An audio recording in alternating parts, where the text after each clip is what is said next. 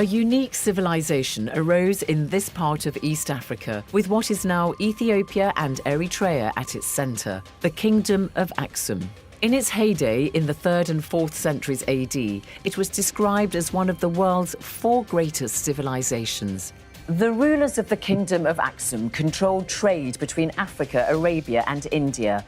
And according to local tradition, Aksum was founded by the son of the legendary Queen of Sheba and is home to the sacred Ark of the Covenant.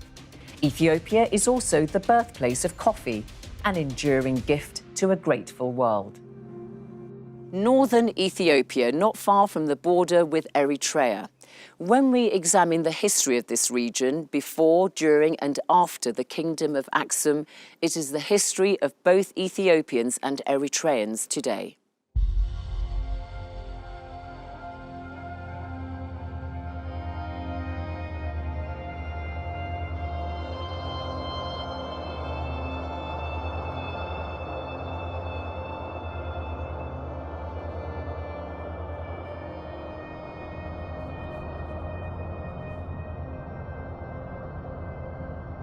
The early morning mist in the highlands that make up some of the most dramatic landscape of both Ethiopia and Eritrea.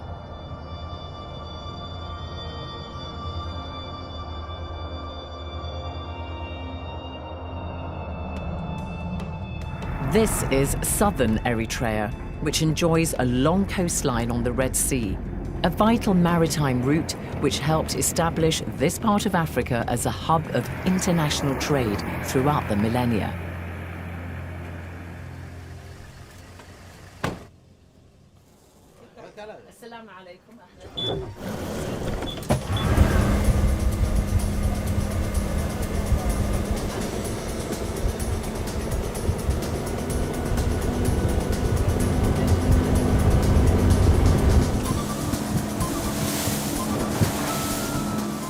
This is one of the most beautiful, unspoilt stretches of the Red Sea coast. You can see from the clearness of the water that this is one of the last remaining unpolluted marine environments on the planet. I wonder what underwater secrets from the distant past it might harbour. To understand the rise of the ancient Kingdom of Aksum, we first have to delve further back into history to find out more about the people who laid the foundations for Aksum's greatness. We begin with the ancient land of Punt, which is in a region now known as the Horn of Africa. It was the ancient Egyptians who named it Puntland, which means the land of the gods. There's evidence the Egyptians traded with the people here some 3,500 years ago, arriving in their distinctive ships.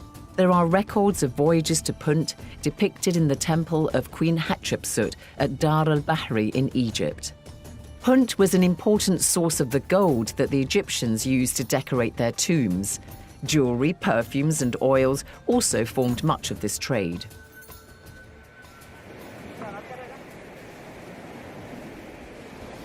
If you spend some time with the coastal inhabitants of Eritrea today, you soon learn that the people here have never broken with their centuries-old tradition of trading across the Red Sea.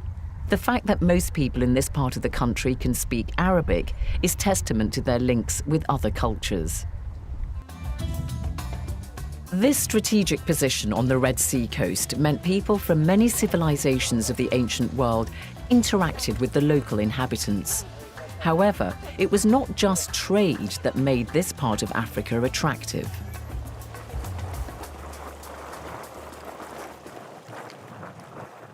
At its closest point, the Arabian Peninsula lies just 25 kilometers from here on the Eritrean coast. In the first millennium BC, settlers came across the Red Sea from Saba in southwestern Arabia, which is part of modern-day Yemen. They came as traders and farmers in search of fertile land.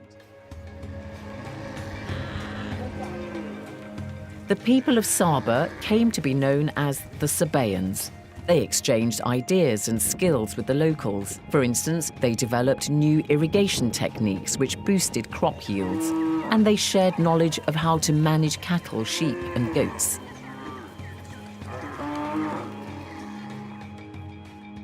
In time, a port was established at Adulis, which became one of the most important trading centres on the Red Sea, though its location today is no longer on the coast, but about 7 kilometres inland.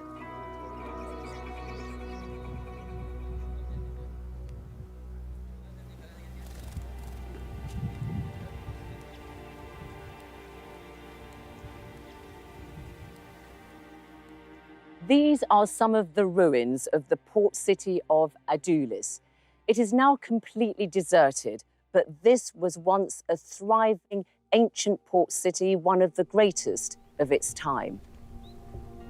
By the standards of the ancient world, the inhabitants would have enjoyed a comfortable lifestyle. Some of the houses here would have been quite grand. These are the remains of a house in the city. Nobody lives in the area anymore, but we do know that Adulis was once a prosperous urban centre. Much of the land in Adulis remains unexcavated, but archaeologists here in Eritrea are working to uncover evidence of its former glory.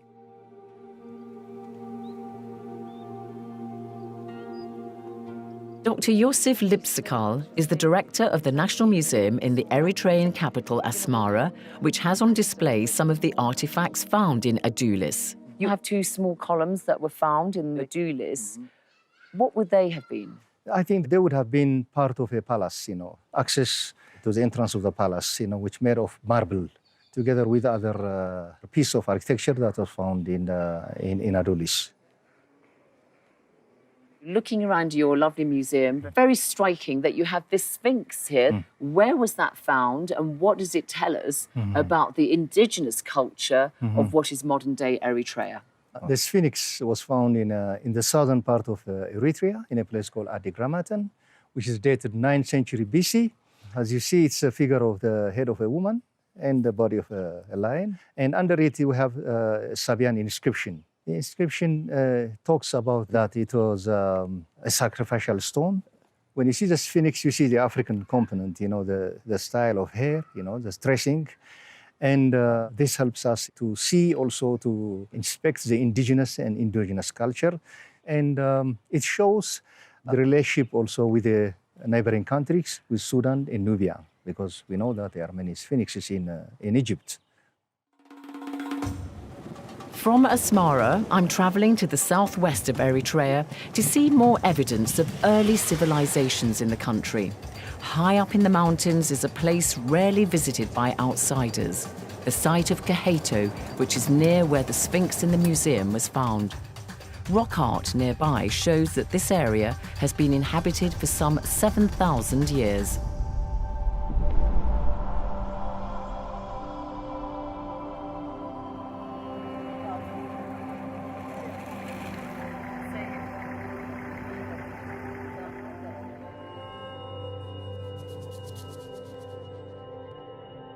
The sheer number of archaeological remains spread over a wide area at Kaheto suggests that there was once an important site in this region in ancient times.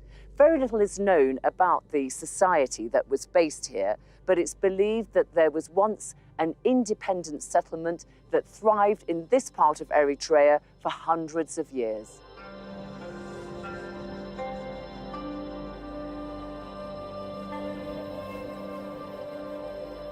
This is known as the Temple of Mariam Wa'iro, and so far it's the most important site to be excavated here at Kaheto. You can see the four columns, a mass of fallen stones and pillars, and the remains of a wall. It's believed to have been a place of worship. My guide Suleiman Omar, who accompanies me to Kaheto, wants to demonstrate to me with the stamp of his feet why archaeologists believe there is much more yet to be excavated at the site. So he's making this kind of hollow sound, and he's saying that underneath here there are believed to be some more archaeological remains that need to be excavated. Looks like you're doing a... Hey! It's a bit like a dance.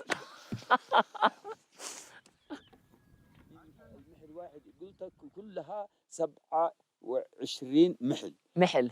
حتى هناك وهناك. So Suleiman's telling me that across Kaheto there are like 27 sites where they're excavating, and really it does cover a big area of land. So clearly, at some stage, there must have been a society that really flourished here in this part of Eritrea, and it seems to me that it's a story that's being uncovered.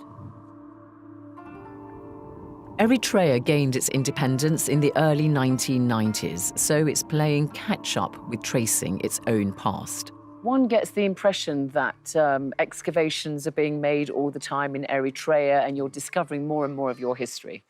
Yes, and we're trying to find also an alternative history of Eritrea, together with the new findings, of an indigenous and endogenous culture also. This helps us to construct the ancient history of Eritrea. Eritrea, of course, was a part of the Aksumite kingdom, and a very critical part because it has the port of Massawa today, but Adulis in the ancient world, and that gave, of course, the Aksumite kingdom access to the Red Sea and vital trade routes. Most of the sites, which you find in Eritrea, as well as in Ethiopia, were, Aksumite, But we have found that there are about 70% of the Eritrean sites are pre-Aksumite. In Adulis, for example, we have found a pre-Aksumite site, which we call Adulite, because of the architecture, which is definitely different. So most of these sites, we think they are the precursors of the Aksumite civilization. The various societies which lived both inland at Kaheto and on the coast at Adulis must have interacted with one another, even if they were distinct communities. Archaeologists and historians are trying to find the links between the two, but it's clear Kaheto would have been an important stop-off point on the caravan route to the sea. As time went on, these different groups of people mixed with the Sabaeans, who had migrated from across the Red Sea. The Sabaeans brought with them their own cultural practices, though of course they were also themselves influenced by the locals.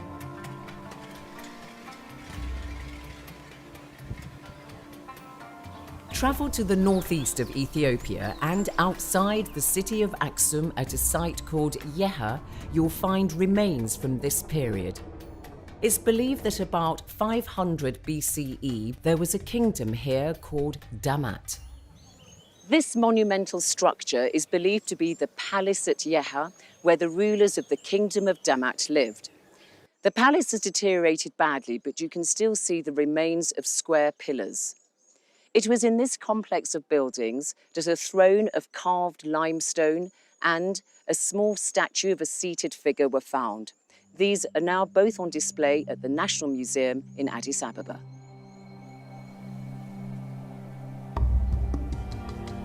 Near the palace is a temple, which when I visit is being renovated. The Sabaeans spoke their own language, Sabaean, which in time mixed with the local tongue and gave rise to a new language called Gez. This evolved into the Amharic and Tigrayan of Ethiopia and Eritrea today, languages which, with some modifications, have been written since about 700 BCE.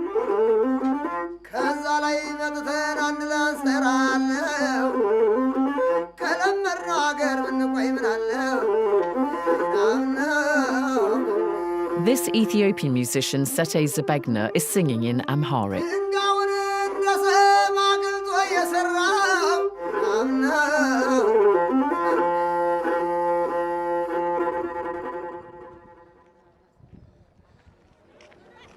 The fusion of cultures created the foundations for the emergence of the Kingdom of Aksum, which lasted from around the 1st century for 1,000 years. Between 183 and 213 AD, the Aksumites crossed the Red Sea, invaded South Arabia, and conquered the coastal parts of the land of the Sabaeans. This showed how strong the kingdom had become. This is the major city in northern Ethiopia today that's called Aksum. It's one of the oldest continuously inhabited places in Africa. And if you visit it, you immediately get a sense of its historic significance. The first recorded king of the Aksumite kingdom was Zoskiles, but he's been totally eclipsed by an altogether more romantic tale of the kingdom's origins. Legend has it that the Queen of Sheba travelled from Aksum to Judah in the modern-day Middle East to visit King Solomon, renowned for his wisdom. According to the Bible, she arrived in Jerusalem with a large retinue, camels bearing spices, gold, and precious stones. The story of Sheba and Solomon is related in a book called the Kebra Nagast, meaning the glory of the kings. It's a compilation of legends and traditions put together mostly in the late 13th and early 14th centuries by monks. Some accounts are historical and others purely derived from folklore, but many Ethiopians today accept it as historical fact. According to the Kebra Nagast, the Queen of Sheba gave birth to King Solomon's son, who became King Menelik I, and it was he who was the first ruler of the Aksumite kingdom. The powerful grip that the story of Sheba has on many is evident to this day. Princess Mariam, eldest granddaughter of the last emperor of Ethiopia, Haile Selassie, takes up the story of the Queen of Sheba, from whom she believes the Ethiopian royal family is descended. To me, the Queen of Sheba presents a strong lady who was intelligent enough to realize she was young. Because she was young, she wanted to learn about Solomon's wisdom. And this shows her organization ability to take all those treasures to him and to get his advice on how to govern her country. From that angle, I admire her. I think she was forward-looking, in a sense, to learn, to educate herself, and I give her credit for all that.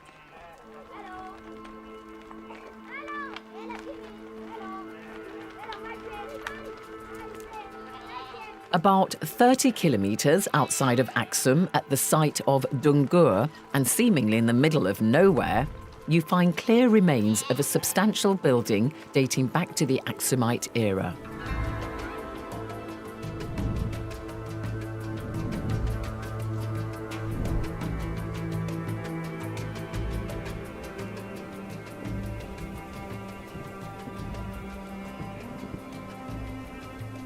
According to local tradition, this stone structure behind me is the palace of the Queen of Sheba. In truth, it is more likely to be a castle dating back to the 7th century that was the home of a noble Aksumite family. But regardless of what the historians say, local guides here will tell any visitor that this is where the Queen of Sheba lived. It's got a very special atmosphere. It takes you back and you think of all the traveling she made and the way they brought back the wisdom from Solomon and passed it on from generation to generation. If the Queen of Sheba was King Solomon's contemporary, she would have been alive 3 centuries before this castle at Dungur was built. But why let a discrepancy of just 300 years ruin a good story? Putting aside the debate of who actually lived in the palace, what do we know about it? The site here at Dungur is the finest example of Aksumite architecture still standing today. There are about 40 rooms in the castle. There's a kitchen with large brick ovens, rooms with bathing facilities, and all this shows that Aksum was a thriving urban centre of the ancient world. The castle at Dungur is believed to have been a nobleman's house, and it's not the only one. At the museum in Aksum, there's a model of the Ta'aka Mariam Palace, a square building with 4 towers set in a courtyard surrounded by many rooms. This is the design of one of the Aksumite palaces. That's the model of Ta'aka Mariam Palace. It's dated to 5th up to 6th century AD. This palace is the biggest one in the history of the Aksumite kingdom. And why can we not see the site? Because for the time being, is under excavation. That's why we prepare for the time this model. But this was examined in 1906 by the German archaeologists. So at that time, they found, most of ground plus one, the half of the palace. So tell me, the famous site at Dungur, which local tradition says is the palace of the Queen of Sheba, would it have looked like this? Yes. Most of the Aksumite palaces already had this typical architectural design. So there would have been bedrooms, bathrooms, Yeah. Already. kitchens. Yes, already it looks this one. It would have been very impressive then. Yeah. Yeah. Do you believe that the site at Dungur is the palace of the Queen of Sheba? Yes. 100%? Yeah. There's another part of Sheba's story which also has deep significance for Ethiopians and is as vibrant in their culture today as it has been throughout the centuries. Tradition holds that the first emperor of the Aksumite kingdom, Menelik I, the son of Sheba and Solomon, took from Jerusalem to Aksum one of the most sacred artifacts of Judaism, the Ark of the Covenant. I make my way along the wide streets of Aksum to the location by the city's main church where the Ark is supposed to be kept and guarded by a monk.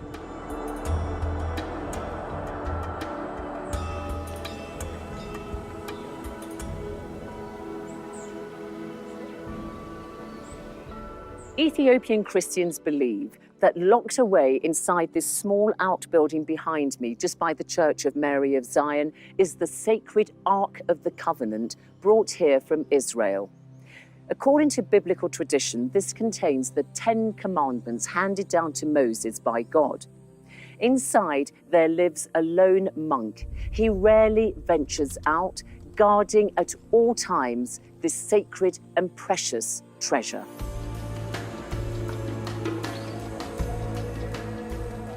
Patriarch Abuna Matthias is the head of the Ethiopian Orthodox Church, and he grants me a rare audience. In the name of the Father, the Son, and the Holy Spirit, one God. Amen.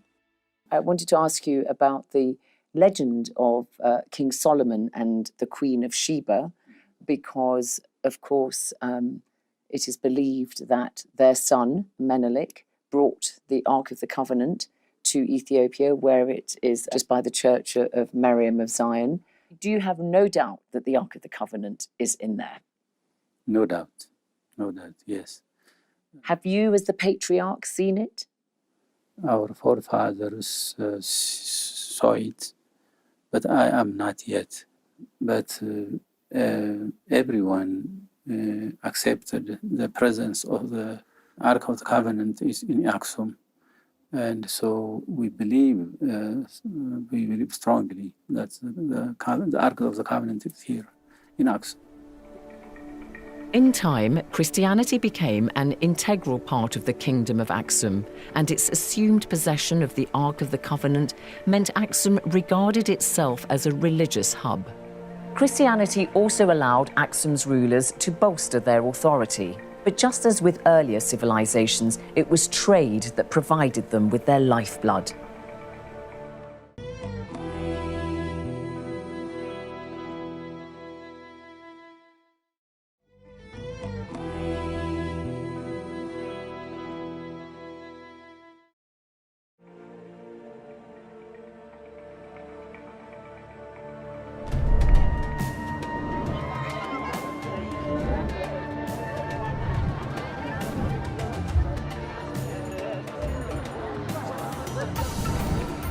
Go to any market anywhere in Ethiopia today, and it's pretty certain that you will find frankincense like this.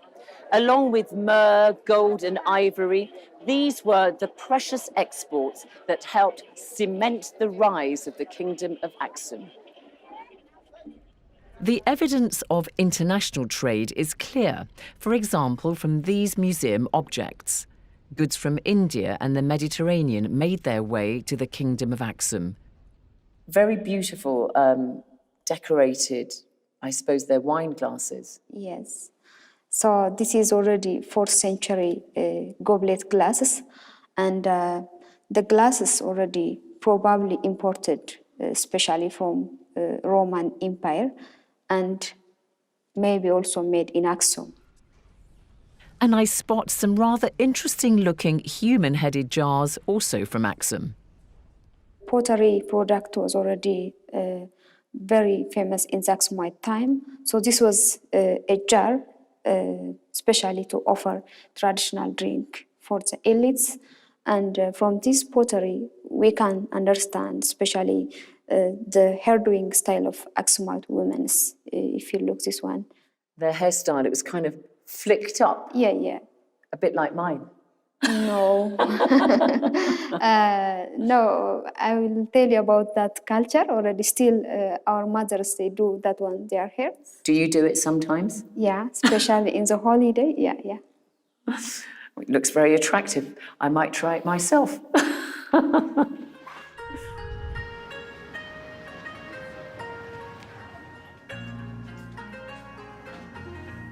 Trade is still in the blood of many who live in the highlands of Ethiopia today. Futsum Barzan is a snazzily dressed middle-aged man with skill and charm in equal measure.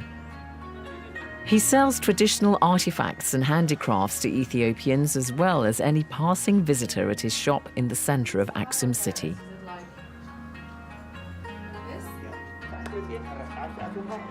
Futsum decides to call it a day. After a short walk, Futsum is home and is greeted by his wife, daughters and in-laws, plus a friend who's dropped by.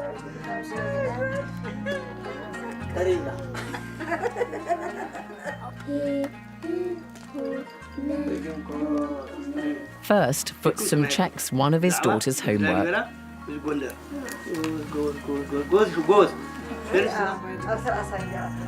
Hello. Hello, Futsu. Thank you very much indeed. Please don't stand. Hello. Oh, wow. Hello. Hi. Very nice to meet you. Very nice to meet you. Oh, your wife. Hello. Very nice to meet you. Hello. Very nice to meet you. You are from one of the old families here in Aksum. Yes, sir. Yes. You are right. My father is a priest. Your father? I can show you my photo. Yes, your father is a priest. Yes, father. And your wife too, and also Salama, your family is from Aksum, and it has yes, for generations. Yes, Aksum. Oh, this is your father. Futsum's family embodies the twin ancient traditions of Aksum, religion and trade. So your grandfather was also a priest. I see, and you have a marvellous cross that you're wearing here. So you sell these crosses in your shop? A different one. This is a special one. I have 5, 6 kinds. Beautiful, isn't it? And I noticed that your relative here and your relative there have got amazing hairstyles. This is the traditional hairstyle of the women of Aksum. I like your hairstyle. It's finished. Finished. I'm sorry, I couldn't resist saying that. I like his hair. Ethiopians, like so many Africans, are renowned for their hospitality, and I'm treated to a traditional meal.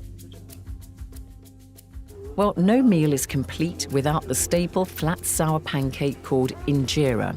It's produced from flour made from a grain called teff, which has been grown here for centuries. Oh, you have to kiss the injera. Yeah. It's like thanking God for food. It's eaten with a spiced sauce, which usually includes meat, and is washed down with beer. You feed your wife. Oh, I see. Yes. Giving somebody a mouthful of food by hand is a sign of love in Ethiopia.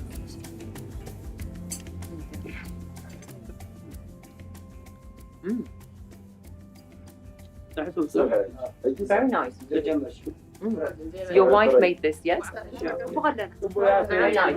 Delicious. Thank you very much indeed. Thank you. So drink coffee. Oh, coffee. Very important Yeah. for families. Yeah. Yes. Especially in Aksum, 3 times. Morning, afternoon, and after 10. After 10 o'clock. Coffee is not just a drink here, it's a ritual. The red berries that give us coffee beans grow wild in Ethiopia, and coffee has been drunk here for many centuries. Today, the berries are cultivated and coffee is a major industry. The beans are roasted over hot coals, then carried around the room for everyone to savour the scent.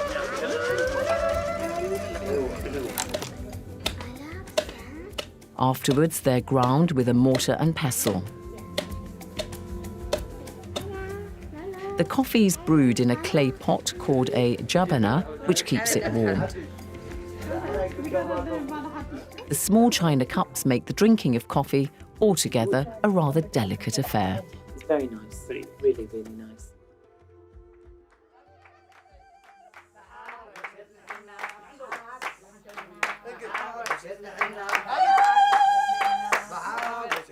Futsum had enjoyed a good week in his shop, and no doubt this, along with a bit of encouragement from honey wine and beer, has put them in a very merry mood.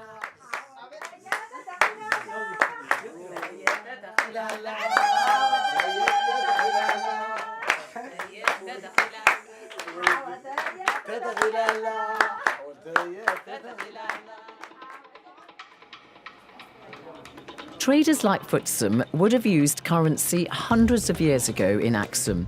In fact, Aksum was one of the earliest states in Africa to mint its own gold, silver and copper coins. King Endibis was the first to introduce coins in the second half of the 3rd century AD. And some of our information about the kings of Aksum comes from these coins. One of the best known and most powerful of the kings was Ezana, seen here on this coin. He ruled in the 4th century. King Adana claimed the title of King of Kings for the first time. When we say King of Kings, it is clear indication that there had several kings under him. Because of the trade interruption in the Sudan, he campaigned as far as Marwe to punish the people who interrupted the trade, and he was successful in destroying the town of Marwe. That also indicates his greatness, that he had influence over the Sudan, over the South Arabian kingdoms, and of the Horn of Africa. Besides, the very fact that he controlled the 2 sides of the Red Sea, that makes him great king. And what do we know about him as a person? King Azana was a despotic ruler because he punished any rebel in the Horn of Africa. Whenever there was rebellion, no matter for what reason, Azana had to campaign against them in order to punish them. Again, when he was a pagan, he sacrificed human beings, about 50 human beings, to satisfy his god. Human sacrifices notwithstanding, it seems King Ezana had a dramatic change of heart. Towards the end of his reign, around 350 AD, Ezana adopted Christianity, as documented in the Ezana stone. It was Ezana who made Christianity the official religion of Aksum. After Ezana became a Christian, there are indications of behavioral change. The rebels might have continued after that. He went on campaign to punish the people, but he did not seem to have been harsh as he was before to kill people, because he did whatever he had done in the name of God. He says, I believe in my God, the Father, the Son, and the Holy Ghost. I believe in Jesus Christ. This clearly indicates that his behavior was according to a Christian person or individual. So was he a reformed character when he became a Christian? Indeed. He stopped sacrificing people? It seems never mention of sacrifice. Stopped being a despot? Yeah. Go ahead.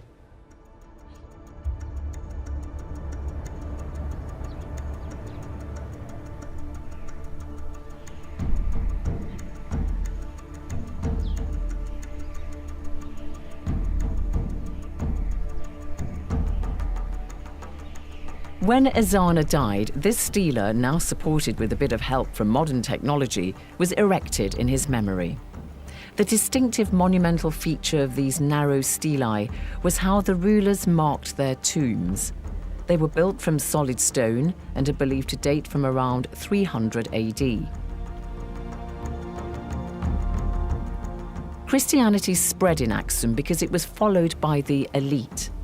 Ezana's official adoption of the religion was consolidated by the work of monks known as the Nine Saints, who still have an important place in Ethiopian Christianity today.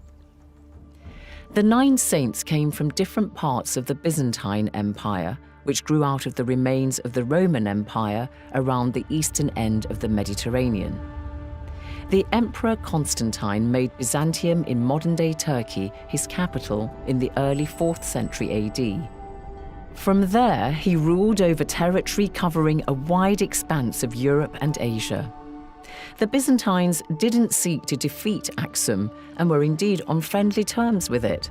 So the 9 Byzantine priests arrived safely in Aksum to spread the Christian faith.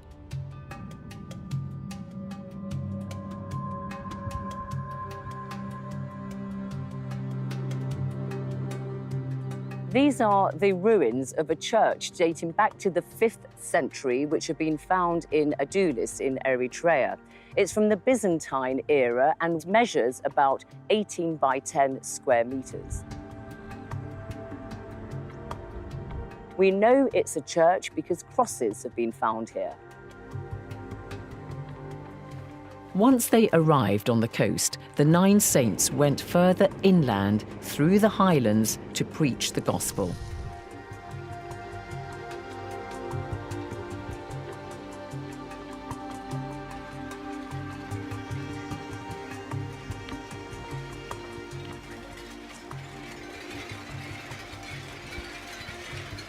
This site, east of Aksum, where this modern church stands today, is the exact location where a church was established by one of the 9 saints.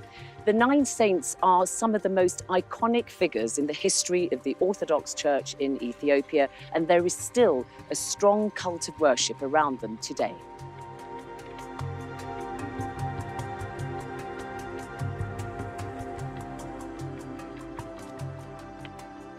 The priest at the church shows me one of the oldest Bibles in Ethiopia written in Ge'ez. It's at least 1,000 years old. We can't bring the TV camera inside because it has to be kept in the dark. Aksum is the spiritual home of Ethiopian Orthodox Christianity, even if the patriarch of the Orthodox Church lives in his magnificent official residence in the capital, Addis Ababa. What was the significance of the 9 saints? Because, for example, they introduced the tradition of monasticism to Ethiopia. If you could explain to us their significance, please. Well, they were monks, so they were teaching, they were writing books and translating from other languages, from Arabic, and also opening the monastic life for Ethiopia. The tradition of monasteries and nunneries has really persisted greatly to this day. There are many monks and nuns in the Ethiopian Orthodox Church. Why it is something which has become so embedded in your practice? Yeah, the monastic life, male and female monks are very important for religious purposes. So they teach, they keep their responsibility just for the church, not for other things. Also, in all pictures of Jesus Christ and the Virgin Mary, Jesus Christ is always depicted as brown-skinned with soft African hair, really, because that's very different from how he is depicted in European paintings. Well, of course, some people do the Ethiopian face. They make the picture like their own people. For example, in the Caribbean, the Caribbean islands make like their own face, dark color. But we believe that Jesus Christ is born from Jews, these white people.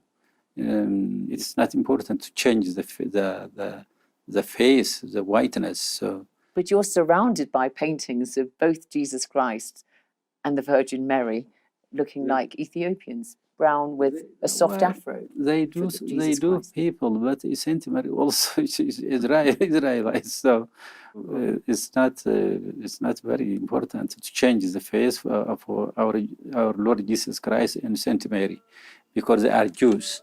They are Jewish.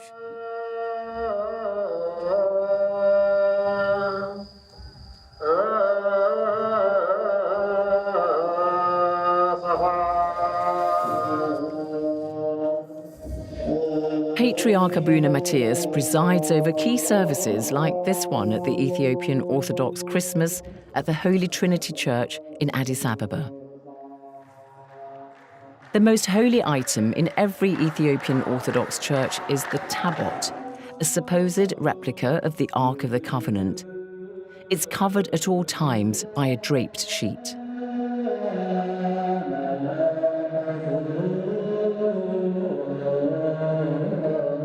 With Christianity as its official religion and its ordered hierarchical civil structure, Aksum enjoyed a long period of prosperity and prestige. It had also become a strong military power in the region. The army protected the empire's trade interests and upheld its reputation as a powerful Christian kingdom. Around 520 AD, disturbed by clashes between Christians and Jews in South Arabia, King Caleb of Aksum sent an army across the waters of the Red Sea to South Arabia and defeated the Jews there. According to the Kebre Nagast, after defeating the Jews of Arabia, King Caleb returned to Aksum, gave up his throne, and spent his life in a monastery. However, another account states that he reigned in Aksum for a further 17 years. The Kingdom of Aksum must stand not only as one of the greatest civilizations of Africa, but also of the ancient world.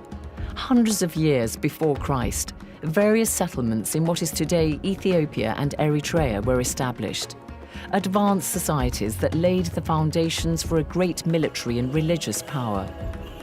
Civilizations which used a written language and coinage, where fine buildings and monuments were erected, where sophisticated goods were made and traded, a unique African civilization. As we've seen, the official adoption of Christianity by Aksum's kings and the urban elite meant that at times there were tensions between them and the Jews of Arabia. Later, the Aksumites would have to deal with the emergence of another religion, Islam.